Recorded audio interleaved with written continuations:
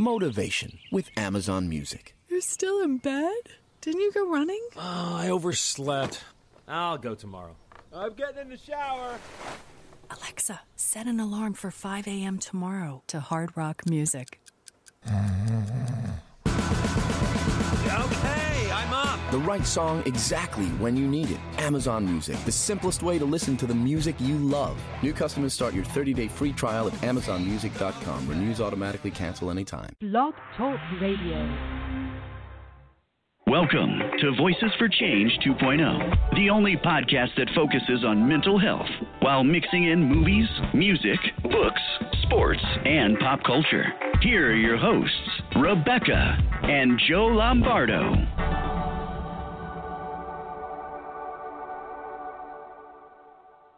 Hey, good morning, everyone. Welcome to Voices for Change 2.0. Good morning. Hola. ¿Cómo estás? For all of our Spanish-speaking friends. Yeah, because we know there's a ton of them. Thanks for being with us today. Please bear with me. I'm still dealing with some kind of respiratory thing, so I'm going to try and keep the coughing stifled to a minimum. I'm doing my best over here. Yeah. It's going around. It's going around really bad, certainly where I work. So Surprisingly, I haven't gotten it, although I have had some other calamities. Yeah, that's putting it mildly, yeah. Yeah, last Thursday I fell down our stairs, and I'm not talking about just slipped and scooted down a couple of steps. I'm talking about ass over apple cart, just I was going to say it. All over the place. That term cracks me up. I wanted to say it. Sorry. It's all right. And I can hardly even remember what happened. I think I wouldn't mind some input from our listeners that suffer from PTSD as well. I can't remember any of it really. I remember the start and I kind of remember the finish, and it's like my brain is blocking out everything that happened. So I do have PTSD. I just didn't realize that it would, manifest in this way. Yeah. Yeah. I figured it was for the old stuff. I didn't think it was, the new stuff, to be honest. So yeah, I think it's a definitely a defense mechanism. Your brain, if you go through something traumatic enough, tries really hard to protect you from the memory of it, and I think that's what's going on with you now. I remember when it happened, you calling me and telling me that the whole time it was happening, you were thinking, oh God, no, oh no, not this, no. Yeah. And beyond that, it's a little sketchy. Yeah, a little sketchy, and maybe I think that's a blessing in disguise, babe. Yeah. I really do. Yeah, it probably is. So if you are a sufferer of PTSD and have some input for me, give us a call. We're at 347-989-0126. Indeed. Yes, and some exciting news for us, as opposed to me falling downstairs, is that we have been nominated for the Best Podcaster of the Year award through Mike's Open Journal. Yes, Isn't Mike's it? Open Journal. Yep. Mike's Open Journal, and we're really excited about that. We're waiting for the ability to circulate the link so people can vote for us. So. Yep. And we are in good company in the running there. So. Oh yeah, some of the names are amazing. So. Yeah. So we're very honored to be considered among that class for sure, and big shout out to Mike for including us. Yeah, he's all the way over in the UK, yep. And he didn't have to include our little show, but he did, so, yep. So we're grateful for that. So cheers, mate. So. And the other thing we needed to mention is tomorrow, for Mother's Day. I don't usually celebrate Mother's Day anymore, but we're going to have Joe's mom over, and during the course of the day, I am going to be live tweeting for another page. And the page is mentalhealth_HR. And you can come on and ask me questions or, just tell me your story, whatever the case may be, and I'll be live tweeting for them starting at, I believe, 4 o'clock Eastern time. So that should be exciting, and just come and find me. If you can't find the site, just look my name up, and I'll tell you where to go. Yep. Okay. And depending on my attitude, I might tell you where to go to. Sorry, that's nice, that's a joke. That's just a joke. It's just a joke. So. All right. Well, I guess that's all of the house cleaning we have. Housekeeping. Housekeeping, yes. Housekeeping. You want anything for kiddo? Yeah, we're not going to continue that. All right. So today is a very exciting day for us. I have been following this gentleman on Twitter for quite a while now. He's very well known, very well respected in the mental health realm, if you will.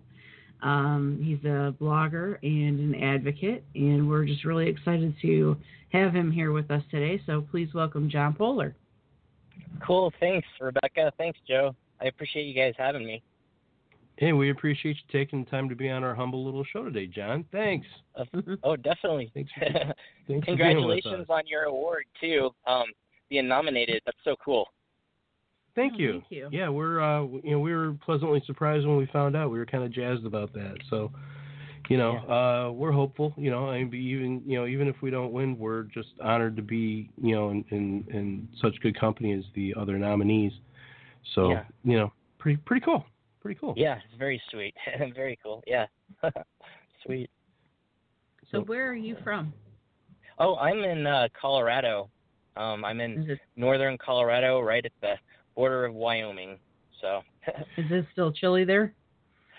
Today, well, it's actually been really nice the past few days, but today it's raining. I'm actually outside in my car because my son he doesn't give me any time by myself, so I couldn't call you guys inside our apartment. So I'm out here in the rain, just enjoying it, watching it fall down.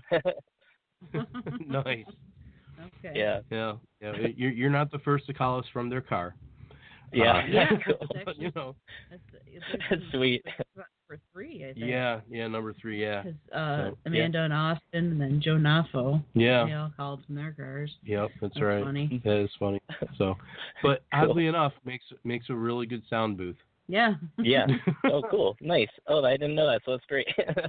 Yeah. Yeah. Those that drive next to me can always see me belting out songs in the car. I don't do it when I'm driving with Beck because I get self-conscious, but by myself, I make a good fool of myself. So, our producer Scott did give us a quick message that someone had actually called into the show, and we were right in the middle of introducing John, so he lost the call. They hung up, something along those lines. So if that was you, and you want to give us a call, try again because we're still here. yes. So, John, do you have any questions for us before we jump in?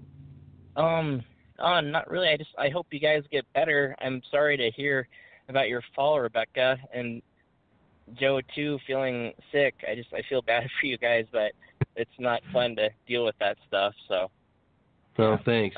Yeah, thank you. It's it's part of getting ancient, I guess. Yeah. Yeah, that whole being unsteady with everything, Yeah. and getting old sucks. Yeah. I don't care. No, yeah, I agree with you. Yeah, it's I keep finding it's a drag. So, we're gonna start interrogating you. How's that sound? Oh, that sounds great. Throw the questions. I want to hear them. Where does your mental health journey begin? Basically, I kind of have 2 different spots because I started experiencing my symptoms when I was about 12 or 13 years old. They were just kind of, they were mild, and they weren't really severe to the point where it was extreme mania or depression. But what happened was it seemed like over the years, up until when I went into college is when it hit me.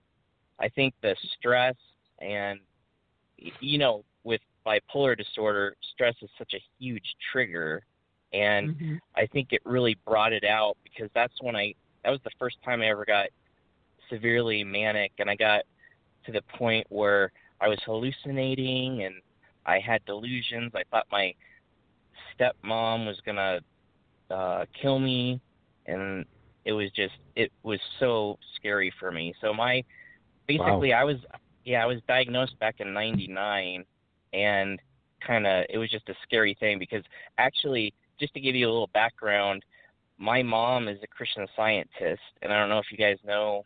Are you familiar with? Yeah, Christian okay, Science. Yeah, I have an understanding of it. Do you, babe? No, I don't have an understanding of it, unfortunately. Okay. You can explain it to me later. Yeah. Well, John might want to give a quick recap. I can just give you a recap, kind of. They basically they're not really supportive of medication. It's more using prayer to heal things, and okay. so I didn't really have a lot of experience with anything to do with doctors growing up, and I didn't actually even know what a psychiatrist was until I was up in college. So I didn't even know. I just knew something was kind of different with me during the time when I was 12 or 13 up through college, and I actually went searching for those answers too, and that's when I got manic, and luckily a psychiatrist up at school realized that I was going through a manic episode, and she diagnosed me with bipolar disorder and got me the treatment, and I was able to kind of come down from my mania, and I was able to kind of get stabilized. But then I got severely depressed. Yeah. And since that manic episode, I was not medicated. I went so far up that, when what goes up must come down, and the higher you go up, the higher you fall, so to speak.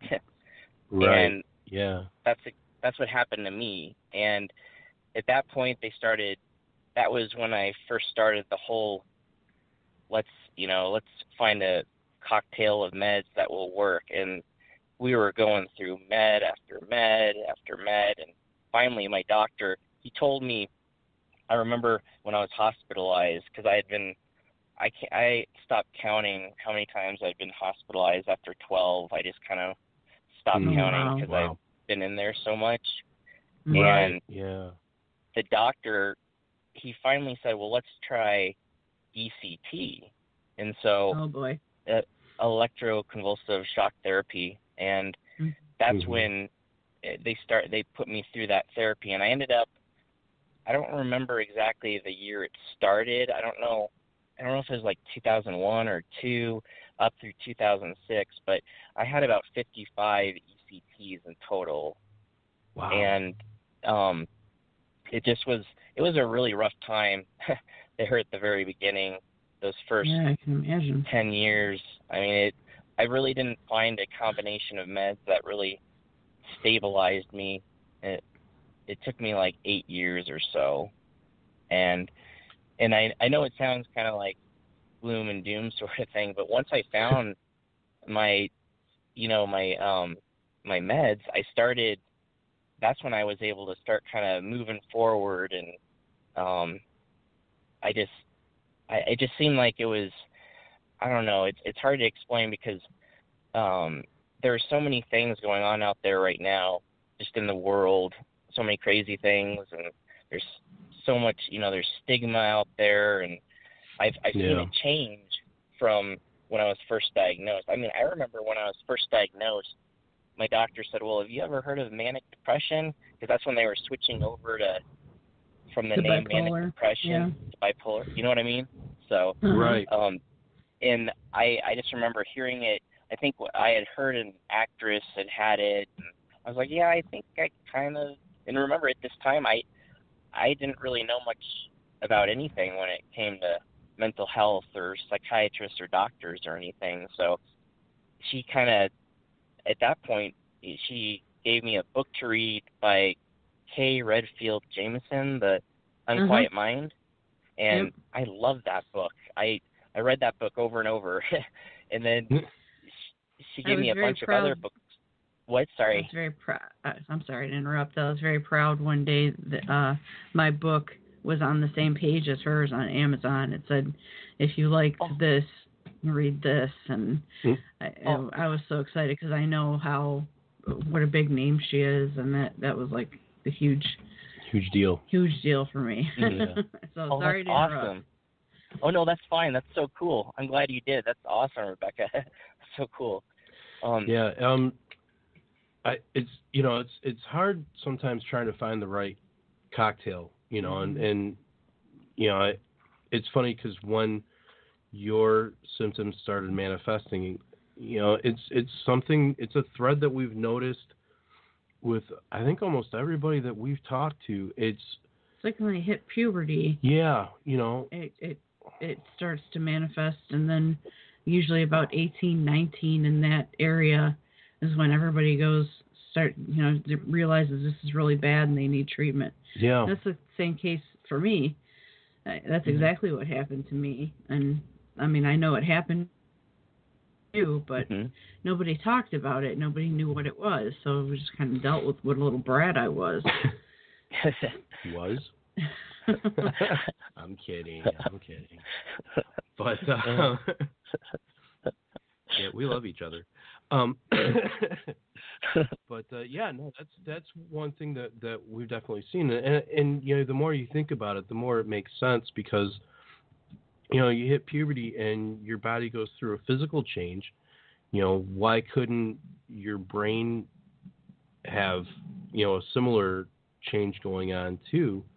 And you hit the nail on the head, John, with talking about the stress that you go through that time in life. The stress of, okay, I'm becoming an adult. I have to figure out what I'm going to do with my life. I'm got to graduate and go to college and move away, and that all really compounds. And one thing that we've been we've spoken out strongly about for at least the last year is that more attention needs to be given to this subject early on in schools. Like when kids are in elementary school, they need to...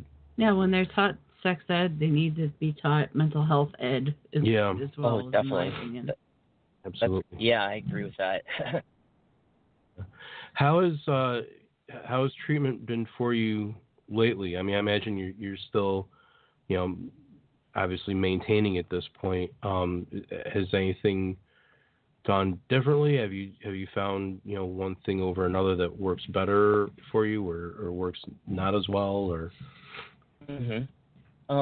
Well, actually, Joe, that's a good question, because I've been, one of the things that I've been trying to do since the beginning is be as proactive as I can. Because when I first got diagnosed, I know some people are kind of get in denial and they're like, oh, I don't really have this. There's nothing wrong with me. But for me, I was the exact opposite. I was actually really pumped that there was actually a name to this, and it was something I could actually manage, that I could, do something about. I mean, I know there's no cure for it. There's so many things you can do to better your quality of life. And so I've been dealing with trying to find so many different ways, because the whole quality of life question, I don't think doctors really take that into account as much. I think they kind of say, well, if I'll give you this medication, and if it works, if you have some side effects and you don't like them, well, at least you're alive, and that's it. But there's so many different things out there to do that you don't have to just follow that kind of mentality. So what I've been doing is I kind of use medication as my foundation to help manage my whole illness. And then what I do, I like to do a whole bunch of different coping skills, like on a daily basis. And I think those things together with the medication have really helped me. And also watching my diet, the normal things that a person that doesn't have a mental illness should be doing anyways. I've just really been focusing on those for my health, and I've really found a positive result, just everything together, because I think it is such a complex illness, and I think some people, the doctors just like to throw meds at you and say, okay, this is it, that's good, but there's so much more to it. And you know, like just to give you an example, like on a daily basis, the first thing I do when I wake up in the morning, list 5 things that I'm grateful for. You know, my wife, my kids, I'm breathing and alive, I have a roof over my head, I have my awesome cats, you know, stuff like that. And then sorry, what, Joe? I was going to say, we can appreciate having awesome cats. Yeah. Yeah, oh, cool. Sweet. Good, I'm glad you guys are cat people. Oh, yeah. Awesome. Yeah. Scott is probably rolling his eyes right now. Yeah. Oh, my God, shut up.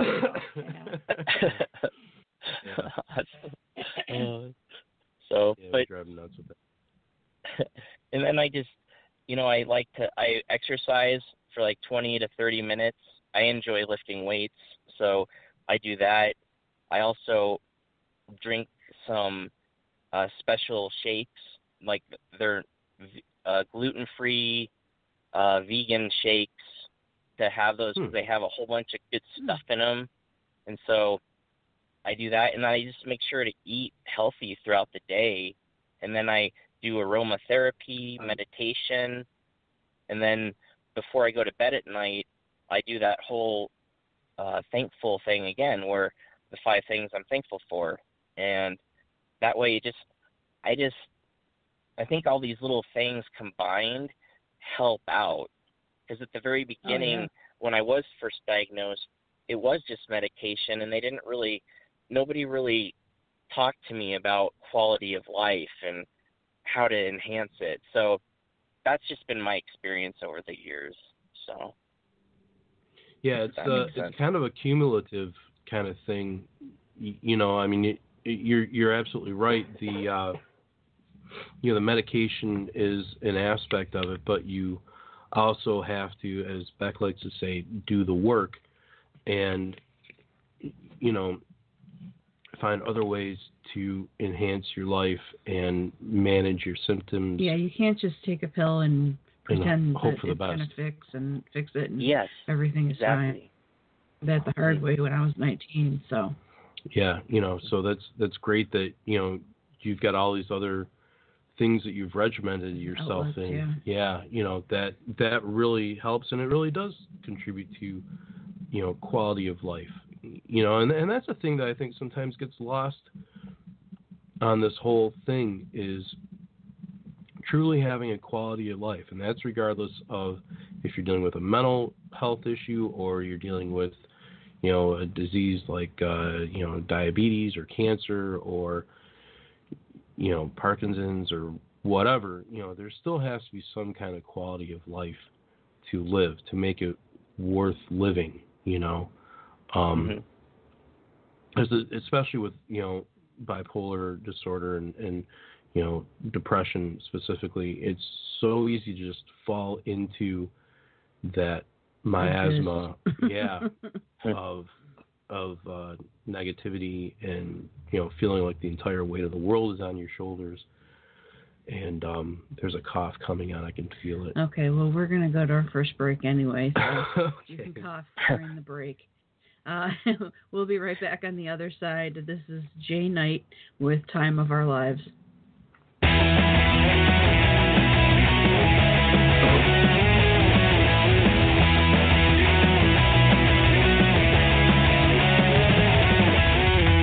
We have no time to stand and stare. It was just June, December's here.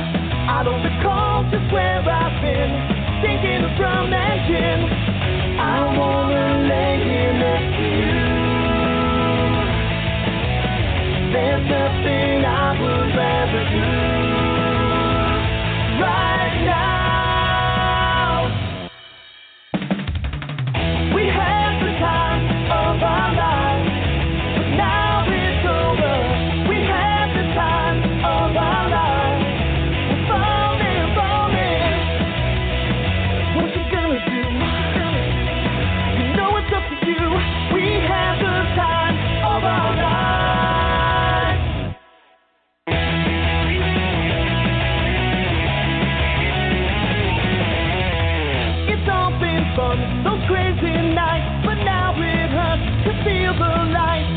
I don't recall just where we've been, thinking of shame and sin.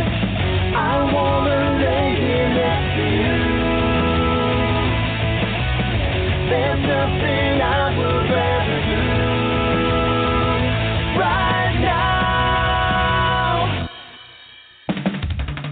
We had the time of our lives, but now it's over.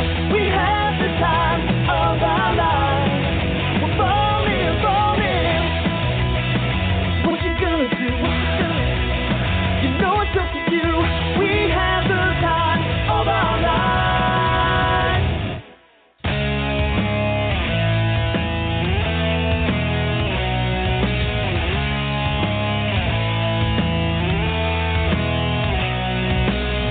I've been living a lie, I've been wasting time, going back and forth inside my mind.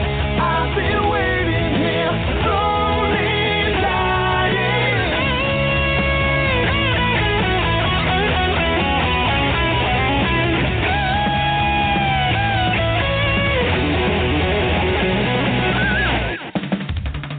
We had the time of our lives, but now it's over. We had the time of our lives.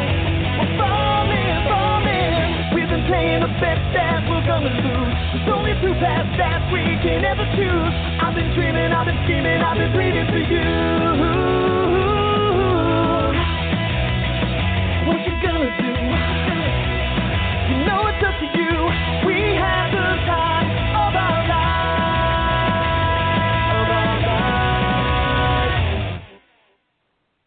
Hey, welcome back to Voices for Change 2.0, and this is the strongest my voice has been in weeks. If you're just joining us, yeah, thank you. We're both train wrecks right now. Yeah. But I did really quickly want to say thank you to everyone who is still here with us, because we had a couple of weeks off. Our producer had some surgery, and he's doing very well. yes, But we also had another week where we lost our guest. We're not quite sure. We're not quite sure where he is, but Yeah. he never did call in. So that was fun, and a curveball thrown at us that we were not expecting. and Ryan Heffernan, if you're listening, we hope you're okay, and please message us and tell us that you're okay. Yeah, really. Because we're worried about you, buddy. So. And other than that, yeah. So we're grateful to have you guys tuning in with us, and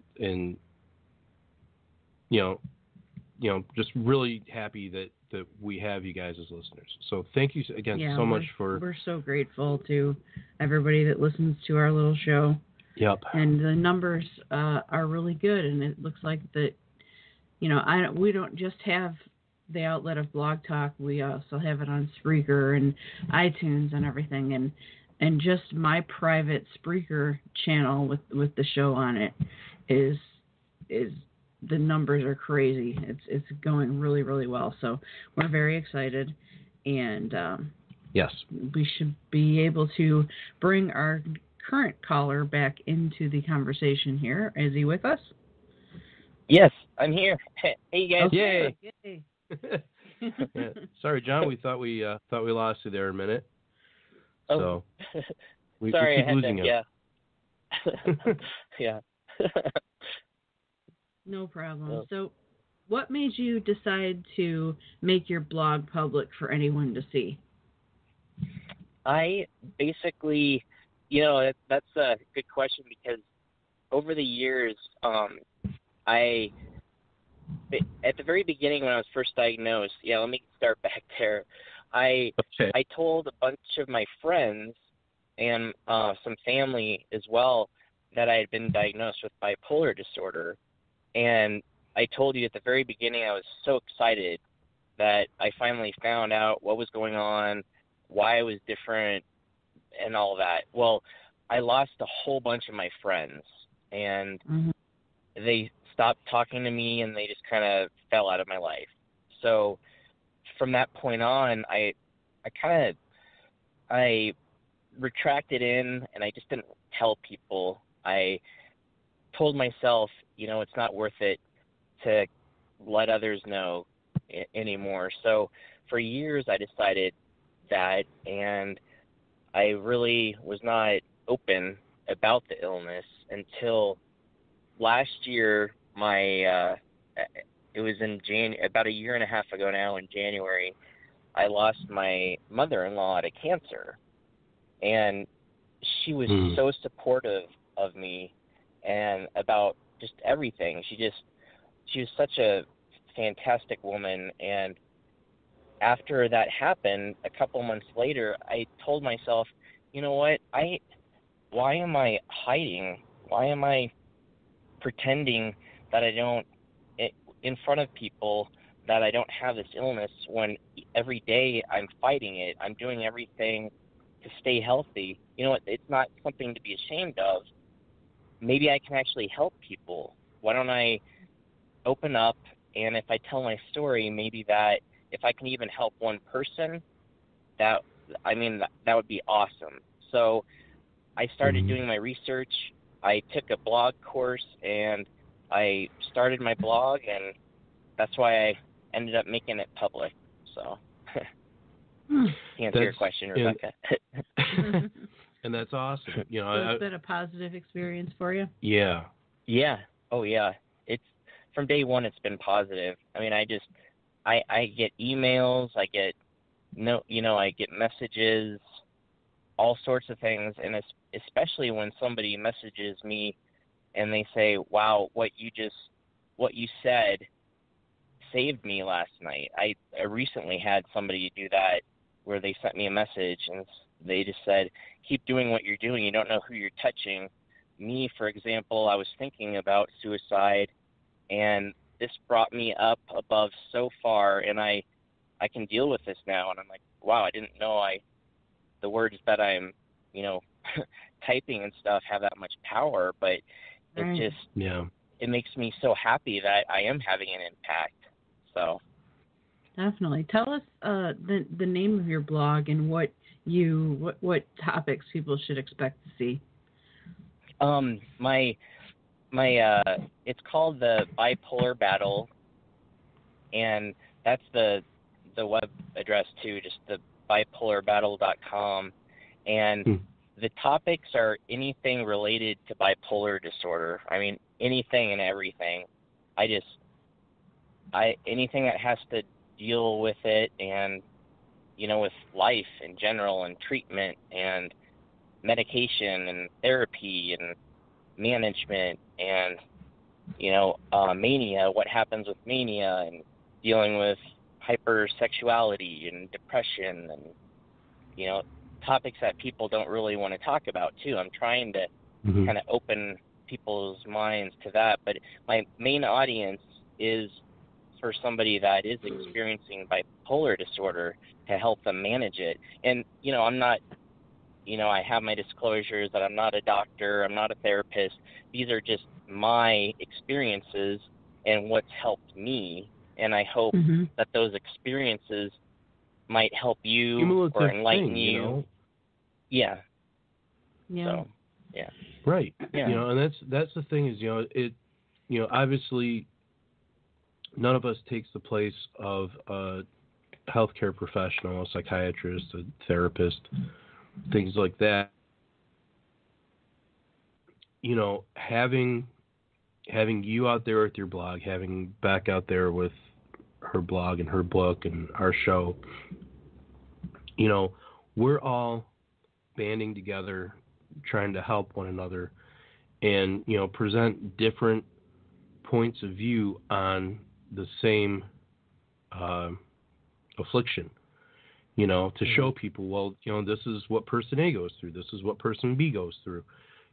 This works for them, this works for them, and well, that doesn't work for me, but this does work for me. And it's nice that we have this community, that I think is supportive in a different way than other afflictions. Because obviously there's a strong cancer community out there, and there's a strong, you name the disease, and people have a huge, banding together behind it. But it just seems like it's a little bit different when it comes to mental illness. Yeah. Mhm. It's definitely people don't understand it, and so they're afraid of it. And yeah, and you mentioned something that really kind of hits home for us and for a lot of people too, and that was, that you had lost a lot of friends early on when you discovered this, and you go through kind of a self-imposed shame about it, and Exactly. Because Beck went through the same thing. It was very difficult for her for a long time, especially early on when we got together, to even want to let people know about it, because of all the different stigma that's involved, and, finally reaching that point where you're like, well, I need to talk about this. I don't care what people think. I have to get the word out. It's like a switch flips, and It you're is. like, all right, I'm done hiding. I need to, and the one saying that we both have really embraced is, you're going to be too much for some people. Those aren't your people. Mhm. I love that. I love that too. That's awesome. So, you mentioned in the pre-interview questions that you're writing a book. Do you want to tell us a little bit about that and how that's coming along? Yeah, I started it at the beginning of the year. I'm not really sure of the logistics of getting a book written and published and that sort of thing, but I have a bunch of ideas, and it's similarly set up to my blog with just a whole bunch of different topics.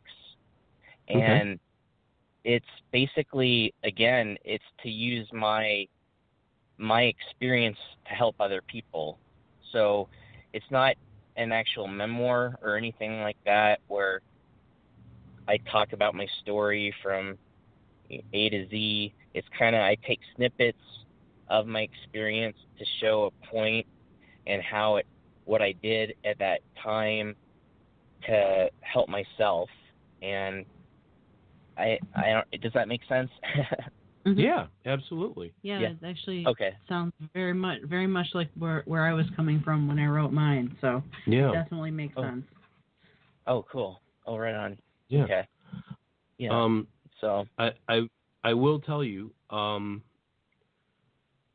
just after the show, if you want, because I don't know what your intention is with getting, actually getting it published and everything, but I'd be happy to talk with you about a couple of options that are out there for you if you decide to self-publish. I'd be happy to give you some advice on that, John. So, thanks, Joe. get with me. I appreciate that. I know we're pals on Facebook now, so just message me and okay. I'll give you some insights, because I helped Beck with the second edition of her book, and cool.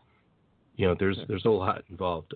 Yeah, there's quite a bit involved if you self-publish. So it's it's very, very difficult to find a publisher, especially for that type of R-type quote unquote book. It's because of what it talks about and how it's formatted and everything. So yeah, it was pretty tricky. Tricky. So I'm absolutely happy to share some advice with you. Thanks. That means a lot to me. Thank you, Joe. I appreciate it. Absolutely. And speaking of advice, what would you tell someone that was just diagnosed with bipolar disorder? Nice segue, babe. That was really smooth.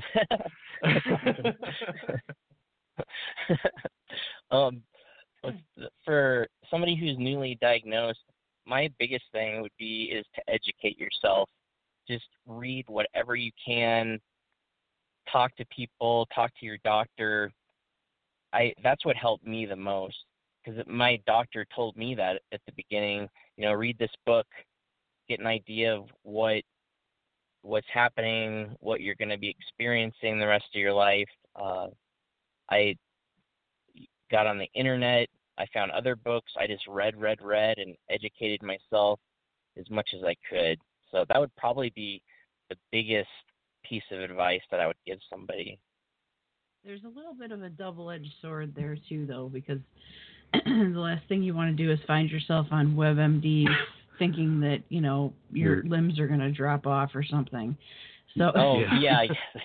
When you go to start reading about it, make sure you're reading credible sources and not just like Wikipedia or WebMD. Find somebody that knows what they're talking about. Yeah, no, that's a good point. That's a very good point. Yeah, that's yeah. So there's so many times I've read WebMD and then thought that my butt was going to fall off. Yeah. That I've given up looking on there for anything. Yeah, I don't think WebMD at all. Yeah. We love you, WebMD. Sorry, WebMD. When you look back at your journey, are there things you wish you could do over for a different result? That's another good question. You guys have good questions. Let's see. I don't know if I'd really do anything different. Probably the biggest thing people have spoken to me about is my experience with my ECTs, because I was going to CSU, Colorado State University, up here in Fort Collins, Colorado, and I was going for my degree in chemical engineering, and I finished up through my junior year, and that's when the ECTs were going. I was doing those pretty regularly, and they told me that I would lose my short-term memory, but it would come back. Well, I ended up I lost my memory of my schooling, my chemical engineering. I remember looking back at the notes, and there were these 5-page answers to a question.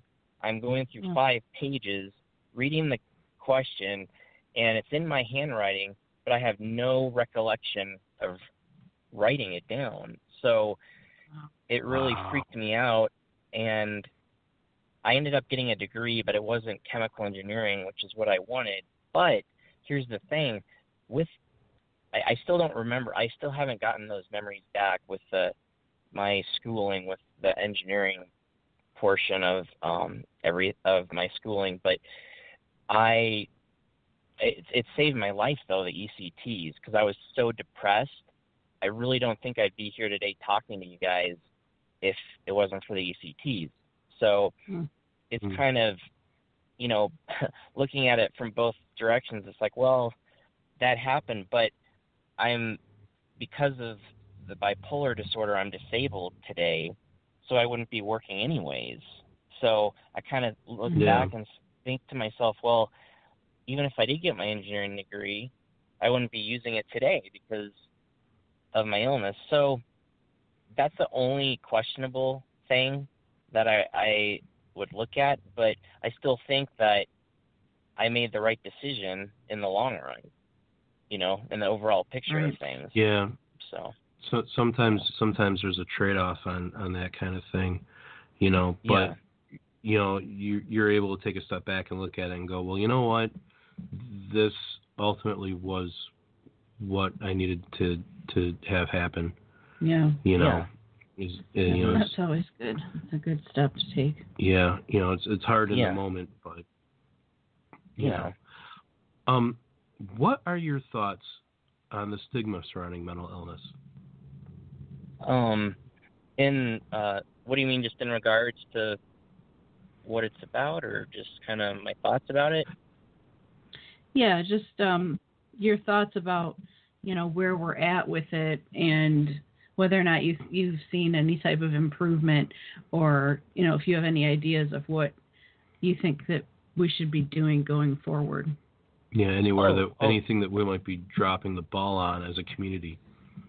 Oh, okay. I can definitely. Okay, I got you now. Well, when I was first diagnosed, it didn't seem like there was much talk about mental illness as much as there is today. Of course, I think that in terms of where we were 18 years ago or so, when I was 18, 19 years when I was diagnosed, that we have come a long ways in actually talking about it, especially with celebrities coming out and saying that they're dealing with it. So I think the general public, they have a better, like they understand that, oh, there's bipolar disorder out there. I definitely don't think that the average person understands exactly what it is and what we go through. I think that there definitely is we still have a long ways to go in that regard. I think the big thing is what I've noticed on social media, especially after, being on there for the past year and so forth. Mariah Carey just came out and said that she has it and she's been dealing with it.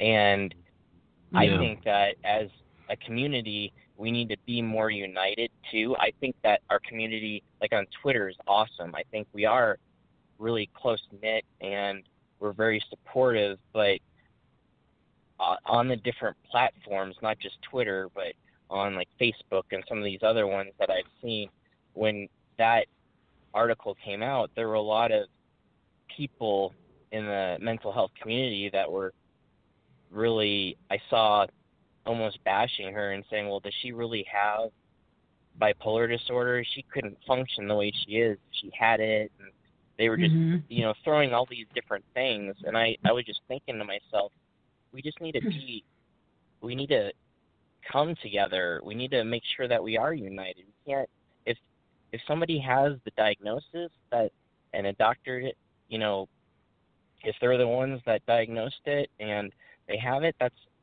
it's between them and their doctor. What are we to say?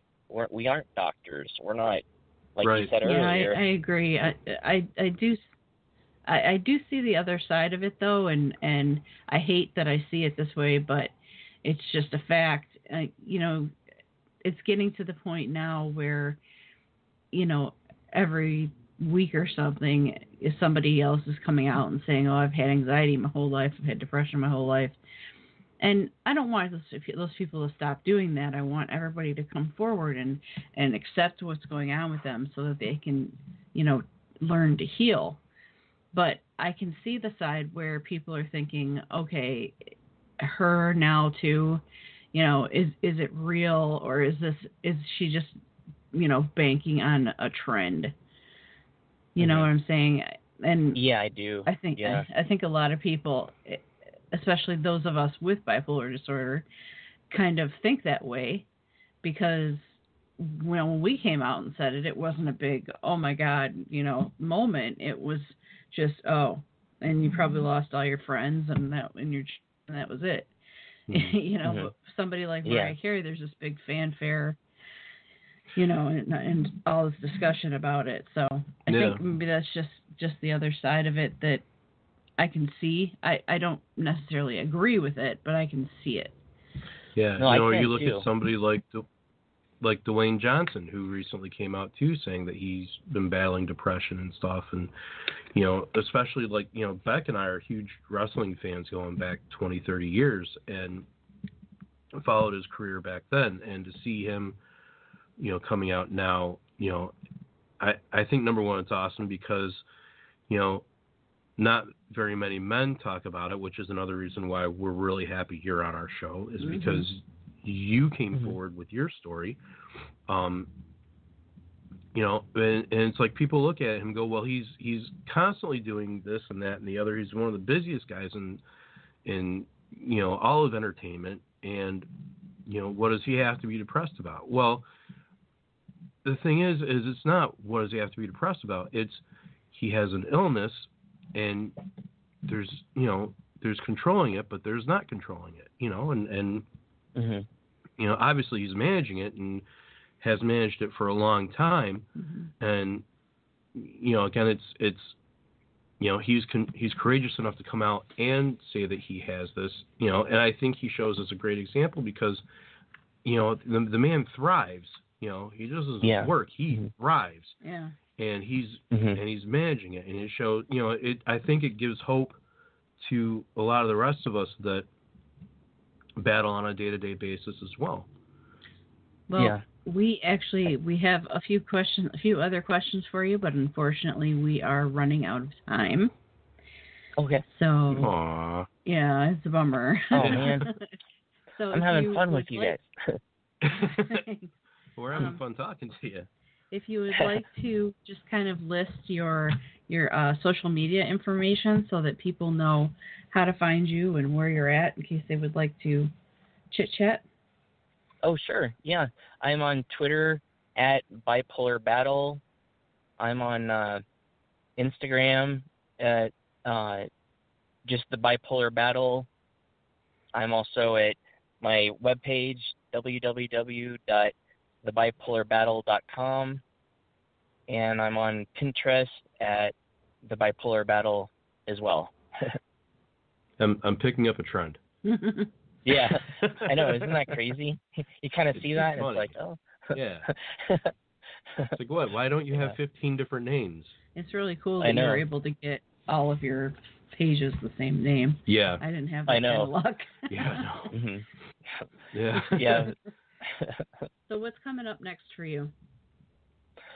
Let's see. Next for me. Oh, actually, I'm thinking of, I'm in the process of launching another web page. It's called just thepoehlerfamily.com. It's my family, thepoehlerfamily.com. And I'm doing it as a different way than the Bipolar Battle, because the Bipolar Battle, I told you my audience, they're people that suffer from bipolar disorder, and they're caregivers and family and friends and so forth. This one, thepoehlerfamily.com, it's a lifestyle blog, and I'm going to be writing about a number of different subjects like finance, family, travel, fitness, and mental health. So my goal with this is that the people, and somebody that doesn't necessarily suffer from bipolar disorder, somebody that might not even have a clue of what mental illness is, will come to my new blog and they'll see that one of the subjects is mental health. And I'm going to write some articles, of course, related to bipolar disorder, mental illness, that sort of thing. So they'll be exposed to that. That sounds really interesting. Yeah. Yeah, thanks. So when you were asking the question earlier about, the stigma and so forth, I'm hoping maybe that'll help with that a little bit, kind of give people who don't necessarily know much about it at all they might read an article and say, oh, what's this? Oh, I'll read this on his blog, and bipolar disorder, Mm-hmm. So, right. Well, when you're able to launch that, make sure you give me a shout and we can have you back on the show to talk about it. Oh, cool. Thanks. Yeah. I just launched it about a week and a half ago. And so I'm getting I'm just getting the articles rolling. So full force yet, but I'm getting them. So I'm starting to build up this site as well, like the Bipolar Battle. So. Very cool. All right. Yeah. Well, we really appreciate you being on the show with us today. Yeah. Thanks, Rebecca. Yes. Thanks, Joe. Yeah, thanks again for taking the time, and we love Colorado, and Colorado is good people. Yeah, I agree. Totally agree. Thanks for hanging out in your car and talking to us. Yeah. I loved it. It was awesome. And seriously, contact me on Facebook, and I'll give you some advice to help. Okay. Absolutely happy to do that. Okay, thanks, Joe. Stay on the line a minute, and we're going to close out the show with Casey Lansdale, "Living in the Moment." Happy Mother's Day, everybody. Have a great weekend, and we'll talk with you next week. Bye-bye.